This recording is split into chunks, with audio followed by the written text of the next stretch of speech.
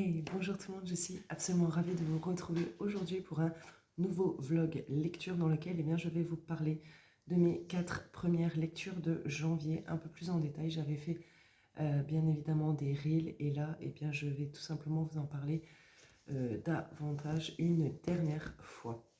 Si jamais vous avez manqué les reels, ce sera l'occasion de découvrir mes lectures et pourquoi pas de piocher des idées pour vous si une panne d'inspiration ou d'une envie de découverte d'auteur vient s'inviter chez vous. Pour le premier titre, il s'agit d'une découverte, il s'agit du livre de Björn Larsson, pardon, avec le cercle celtique où dans cette histoire, on y suit Ulf, un homme d'une trentaine d'années, je dirais, qui vit sur son voilier, qui mène sa vie de solitaire, qui parcourt un peu les mers, les océans, tranquille, au gré de ses envies, qui n'a aucune attache. Et puis un jour, il va rencontrer Pekka, un homme qui va complètement faire basculer sa vie. Une rencontre totalement due au hasard. Pekka semble totalement nerveux, parano, comme s'il avait le feu aux fesses, clairement, et il va confier à Ulf son carnet de bord et prendre la fuite. Clairement, il va disparaître, ce qui va forcément intriguer Ulf et il va se mettre à feuilleter ce carnet de bord et les annotations qu'il y trouve vont commencer un peu à l'inquiéter puisque il fait référence à des mythes, à des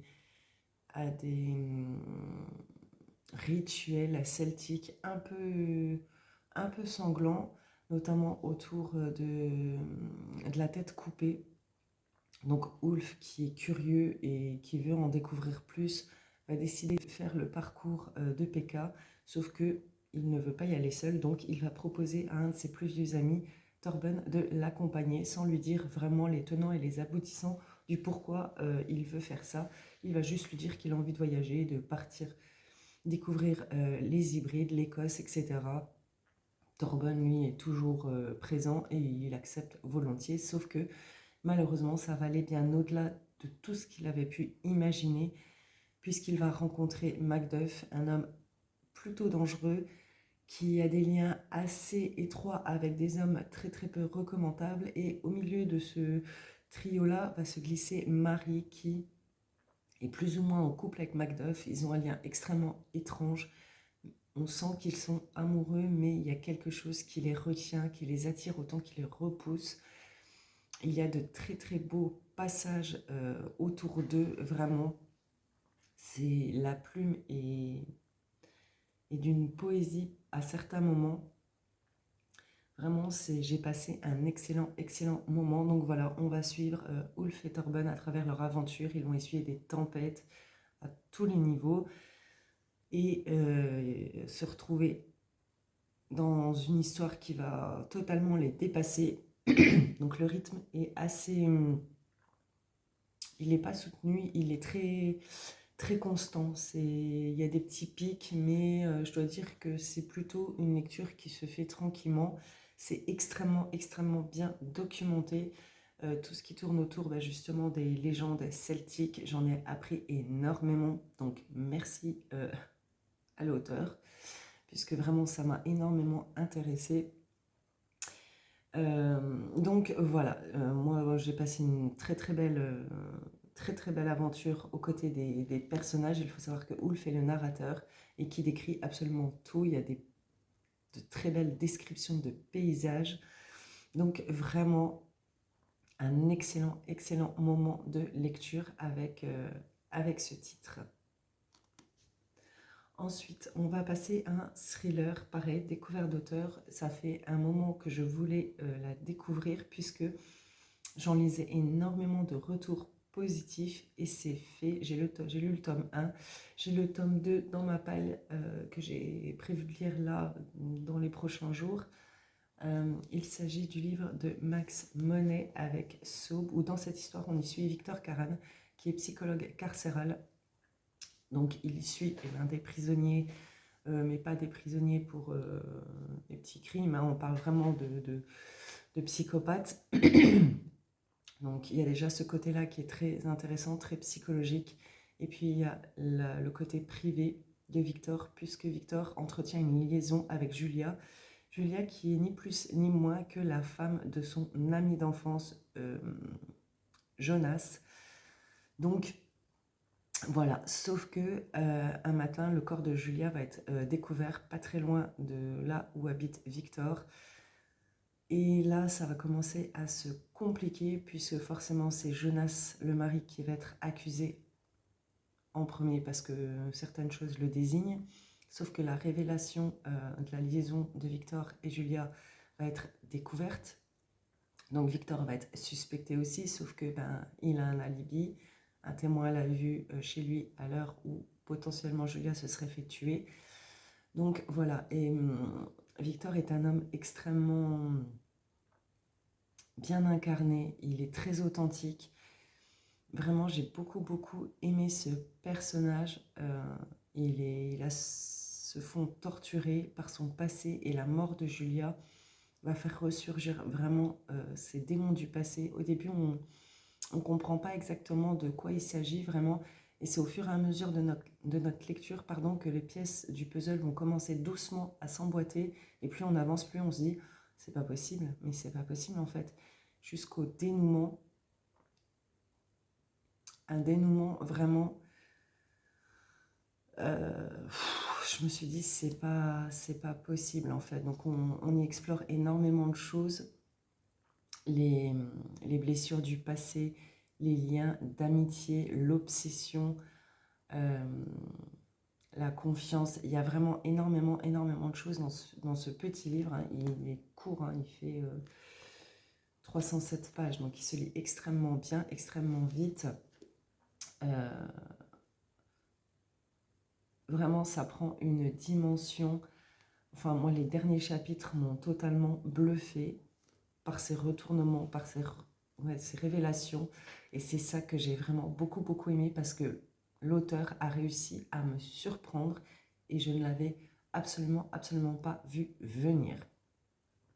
Donc voilà pour cette histoire. Le deuxième titre s'intitule « Je suis le feu ». Pareil, on y retrouve Victor Karan, donc j'ai vraiment hâte de pouvoir retourner à ses côtés et découvrir la prochaine enquête, bien qu'il ne soit pas enquêteur. Voilà, il se retrouve toujours plus ou moins impliqué dans des histoires comme ça. Donc j'ai vraiment très hâte de pouvoir poursuivre l'aventure. Je suis en train de me rendre compte que je n'ai absolument pas commencé dans le bon ordre de lecture. C'est pas grave, peu importe. Pour celui-ci, c'est un auteur que j'aime énormément.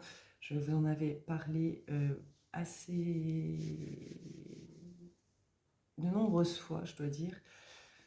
C'est son 3e livre. Alors celui-ci, on est sur un...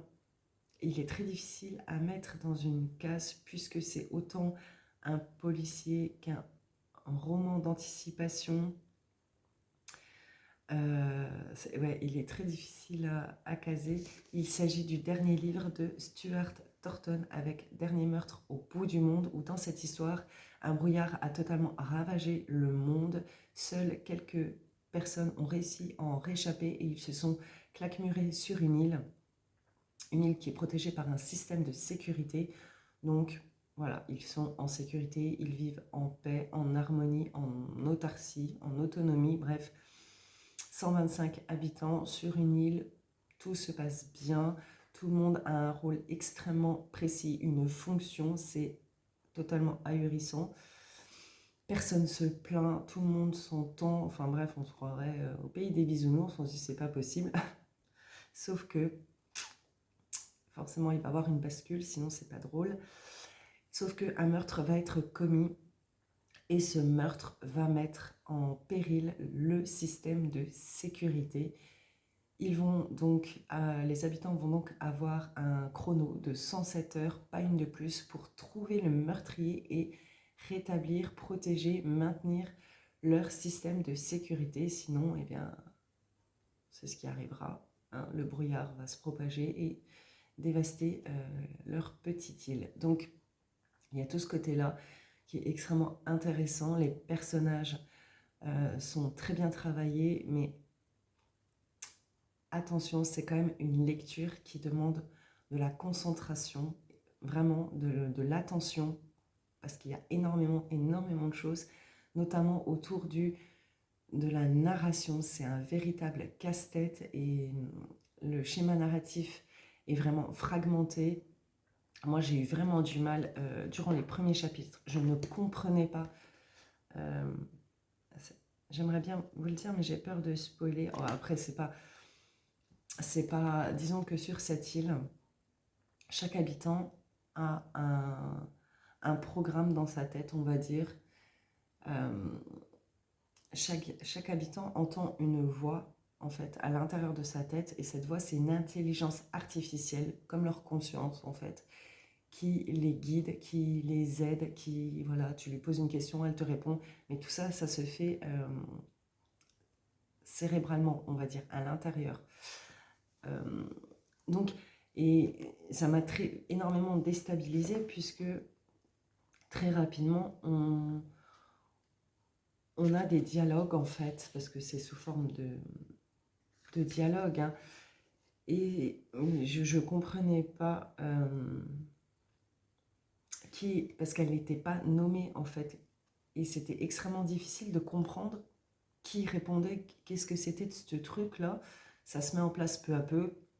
Donc voilà, si vous vous lancez, euh, sachez qu'il y a une intelligence artificielle dans le lot qui a une grande place, bien évidemment. Donc voilà, c'est une femme qui va devoir mener l'enquête, une femme qui s'est toujours plus ou moins posé des questions sur le système de fonctionnement, sur ces personnes-là, ouais, qui a toujours un peu tout remis en question, qui n'a jamais vraiment trouvé sa place, ni son métier, puisqu'il faut savoir que chaque personne a un métier bien défini, quelque chose qui, voilà, une fois qu'il a commencé, ça ne s'arrête pas jusqu'à sa mort. Et pareil, ils ont un temps de vie défini, c'est-à-dire qu'à 60 ans, c'est terminé. Voilà, il y a vraiment énormément, énormément de choses, mais j'en dirai pas plus parce que vraiment, ça serait dommage que je spoil trop, trop de points clés. Mais moi, j'ai vraiment passé un excellent, excellent moment. Je me suis retourné le cerveau. L'auteur nous pousse à réfléchir, et bien sur la mémoire collective, sur l'identité, sur l'impact de nos choix, sur la responsabilité individuelle, voilà, c'est ça. Les choix qu'on peut faire, nous, et qui entraînent, ben, c'est de notre responsabilité, les choix qu'on peut faire. Ça tient de notre responsabilité après, si ça part en autre boudin, comme j'ai envie de dire, ou pas. Voilà, tout ce qui tourne autour de ça, on a tous des choix à faire, et ça, c'est vraiment très bien exploré, je trouve, dans ce livre. Sur les secrets aussi, sur la manipulation. Vraiment, il y a beaucoup, beaucoup de choses. C'est très, très riche. C'est une histoire qui vous embarquera à l'autre bout du monde, sur cette île. Et rien que pour ça, c'est déconnexion garantie. Mais voilà, prenez le temps, soyez bien attentifs à ce que vous lisez, à qui parle à qui, etc. Parce qu'en plus, il y a pas mal de personnages, hein. Je ne sais pas s'ils sont cités. Je me souviens plus si... Non. Ce qui est sympa, c'est que vous voyez, il y a une carte de l'île. Ah si, voilà. Les enquêtrices, voilà. Donc c'est Emory, l'enquêtrice, l'habitante qui ne trouve sa place nulle part. C'est elle qui va... c'est à elle que va incomber la responsabilité, on va dire, de trouver le meurtrier. Et ensuite, voilà, on a les scientifiques, puisque c'est un peu les piliers de l'île, ces scientifiques qui maintiennent le système de sécurité, etc. etc. Donc voilà. Moi, j'ai énormément, énormément aimé, même si ça m'a un peu retourné le cerveau, c'est ce que j'aime aussi. Ça m'a poussé, voilà, à me questionner sur énormément de choses. Donc, je garde vraiment un très, très bon souvenir de lecture, comme tous les Stuart Thornton que j'ai lus. Vraiment, j'ai qu'une hâte maintenant, c'est de découvrir quel va être son prochain, parce qu'à chaque fois, il se réinvente, il arrive à me surprendre. depuis son tout premier Les 7 morts d'Evelyn Hardcastle, c'est ça, à celui-ci. Pourtant c'est que le troisième, mais déjà dans les trois il y a une identité bien spécifique à chaque bouquin, et moi ça me bluffe parce que il se contente pas juste d'écrire comme ça. Déjà c'est pas un livre par an, c'est pas plus ou moins les mêmes bases, juste le nom des personnages qui changent, etc. Pas du tout, pas du tout. Chaque univers, chaque réflexion, chaque sujet abordé, tout est à chaque fois extrêmement différent et nous vraiment. Et moi, c'est ce que j'aime chez les auteurs. C'est pour ça que j'ai un peu plus de mal avec certains, puisque oui, certains écrivent de très belles histoires, mais ça reste quand même un peu, je sais pas comment dire, mais voilà, il reste un peu dans une même ligne, il ne cherche pas à s'en écarter. Après, si ça fonctionne, tant mieux pour eux, mais voilà, moi je sais qu'au bout d'un moment, je tourne vite en rond. Donc voilà, bref, j'arrête de blablater. Excellent, excellent, excellent roman. Ensuite, celui-ci, je pense qu'il fera partie de mes coups de cœur 2026. C'est le deuxième tome d'une trilogie, j'ai le tome 3 et j'ai absolument hâte de pouvoir lire la suite. Vraiment, j'espère pouvoir pour le printemps. Je pense que je lirai le troisième tome pour le printemps, vraiment. Il s'agit du deuxième tome de El Cosimano avec Qui veut la peau de mon ex-mari, où dans ce tome, eh bien, on retrouve Finlay. Petite piqûre de rappel si vous n'avez pas suivi mon retour vlog du premier tome. Je suis désolée, la grippe tourne et j'espère passer entre les mailles du filet, mais ça picote la gorge quand même. Donc, dans cette série, on y suit Finlay, une jeune femme de 30 ans qui est maman de 2 enfants, maman solo, puisque son mari a décidé de foutre le camp avec leur agente immobilière où lui mène la grande vie, tout est beau, tout est rose, machin, nanani. Sauf que Finlay, elle se retrouve voilà, avec ses 2 enfants à charge, son travail de romancière, je dis romancière, mais elle écrit des thrillers, bref. Et ben, elle rame, elle patauge parce qu'elle n'arrive pas à pondre ce fichu bouquin, les factures s'accumulent, elle est endettée, elle ne sait pas du tout comment elle va s'en sortir, il lui arrive galère sur galère, et la plus grande galère qui va lui arriver, c'est que lors d'un déjeuner avec son agente où elle parle du prochain thriller, machin et tout, une femme qui écoutait leur conversation va glisser un petit mot dans le sac de Finlay en lui proposant, je crois, 50 000 $ pour zigouiller son mari. Sauf que Finlay n'est pas du tout tueuse à gages, elle est juste auteure de thriller, gros quiproquo, sauf que eh bien, les choses vont dérailler, dégénérer totalement, et voilà, pour le tome 1. On la retrouve dans le tome 2, où là, eh bien, c'est la tête de son ex-mari qui va être mise à prix sur un site pour bonnes femmes où chacune se plaint de leur mari, de leur quotidien et blablabla. Et là, elle va tomber sur une annonce avec le nom de son ex-mari cité. Et ben, c'est la panique, puisque même si elle, par moment, rêve de zigouiller son ex-mari, il reste le père de ses enfants, un père merveilleux, donc il est hors de question que quiconque ne touche à un seul de ses cheveux. Donc, là, revoilà partie. Avec Véro, sa babysitter, elles vont encore se retrouver dans des situations totalement abracadabrantes, avec des quiproquos à se tordre de rire. Et voilà, Finlay est toujours en galère pour écrire la suite de son premier livre. Elle a une pression de dingue par son agent, par son éditrice, et elle rame et elle rame. Elle doit gérer ses enfants, son ex-mari qui l'a fait complètement déboulonner, et elle est à ça de dire, tu sais quoi mon coco, ta tête est mise à prix, débrouille-toi avec ça. Vraiment.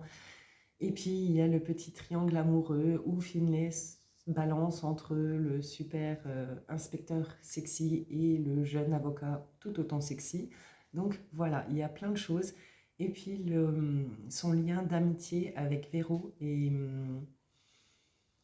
bien plus développé. Véro, qui est pourtant un personnage quand même principal, elle intervient énormément, hein, puisqu'elle aide, elle suit Finlay dans ses délires. On sait qu'il y a quelques mystères autour d'elle, mais c'est pas... Voilà. Et là, on en apprend davantage et ça resserre le lien entre les deux femmes. Et c'est vraiment très très chouette, puisque comme c'est expliqué, elles ne sont pas amies, elles sont partenaires. Et ça, c'est un terme que j'aime énormément. Je trouve ce mot bien plus fort que ami, partenaire. Ça signifie vraiment s'appuyer sur l'autre, se faire confiance, ne rien se cacher. Vraiment, c'est un terme que j'aime énormément. Et je crois d'ailleurs que le troisième tome s'appelle Partner in Crime ou un truc comme ça. Il me semble que c'est ça. Bref. Donc voilà, c'est drôle, c'est bourré d'humour. L'intrigue est très très bonne, vraiment. Euh, c'est c'est très bien construit parce qu'à la base, c'est pas un thriller, hein, oui, c'est un cozy mystery. Mais vraiment, ça tient la route du début à la fin et on rigole. Mais c'est absolument hallucinant. Finlay a une poisse mais mémorable en fait. Malgré ça, elle a honte de rien. Elle est prête à se déguiser, à se faire passer pour je ne sais qui, je ne sais quoi. Elle y va, elle veut savoir. Et voilà. Donc vraiment, et puis il y a toute la famille de Finlay qui gravite autour, sa mère, vraiment, c'est quelque chose, à sa sœur qui est policière, donc c'est un peu complexe quand même. Euh, son père est le seul qui soit absent du tableau, un peu en retrait, mais par contre, la mère et la sœur de Finlay ont une grande, grande place par moment dans sa vie. Donc voilà, j'ai passé encore un excellent, excellent moment de lecture. Je ne peux que vous recommander cette série. C'est publié aux éditions Charleston. Si vous aimez les cozy mystery totalement délirants avec des personnages attachants, authentiques, frais, très humains, puisque Finlay a ses failles, Finlay a ses peurs, a ses angoisses. Il y a des moments où elle pète complètement les plombs et alors là, on se dit... on rigole, mais on se dit, mais la pauvre, en fait, on compatit tout en rigolant. Puis on ne peut pas s'empêcher de se dire, mais qu'est-ce que je ferais moi à sa place? Plusieurs fois, je me suis dit, oh, mais qu'est-ce que je ferais moi? Enfin, et c'est difficile de répondre à la question puisque ça m'est jamais arrivé et j'espère au grand jamais que ça ne m'arrivera puisque vraiment, finalement, moi je lui tire mon chapeau parce que moi j'aurais fait le double, voire le triple de crise de nerfs, contrairement à elle, vraiment. Voilà pour ce livre. Voilà, je ne sais pas quoi vous dire de plus, si ce n'est que c'est vraiment excellent. Vraiment. Je vais m'arrêter là pour ce vlog. J'espère qu'il vous aura plu. Il y en aura 2 autres parce que je suis en retard dans mes vlogs lecture. Il y aura 2 book hauls aussi. Donc j'espère pouvoir tous vous les faire. Euh, Voilà, j'espère pouvoir tous vous les faire assez rapidement puisque ça va faire un mois que je n'en ai pas fait, je ne pouvais pas. Donc voilà, j'espère que ça vous aura donné des idées pour de prochaines lectures et sinon, eh bien, n'hésitez pas à me dire si vous en avez lu certains, si certains vous tentent à m'en recommander. Vous savez que je suis toujours curieuse de découvrir toujours plus d'auteurs, plus d'histoires, plus d'univers. Donc vraiment, allez-y, lâchez-vous, n'hésitez pas. C'est toujours avec plaisir que je vous lis et que j'échange avec vous, vraiment. Il n'y a pas de souci, c'est avec plaisir. En attendant, eh bien, je vous souhaite un excellent, excellent week-end et je vous dis à bientôt pour de nouvelles aventures livresques. Ciao, ciao!